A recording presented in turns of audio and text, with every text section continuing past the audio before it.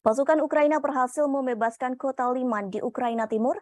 Hal ini dicapai setelah melakukan pengepungan di sana pada Sabtu 1 Oktober 2022. Keberhasilan ini ditunjukkan dengan pengibaran bendera nasional berwarna biru dan kuning. Bahkan mereka juga melakukan tarian kemenangan. Atas keberhasilan itu, Kementerian Pertahanan Liman mengakui kekalahannya. Sementara kekalahan ini terjadi beberapa jam setelah Putin mengumumkan Liman merupakan bagian dari Donetsk. Gubernur Provinsi Luhansk, Serhiy Haidai, mengatakan pasukan Rusia memohon agar diizinkan meninggalkan Liman. Namun komandan mereka menolak permohonan tersebut sehingga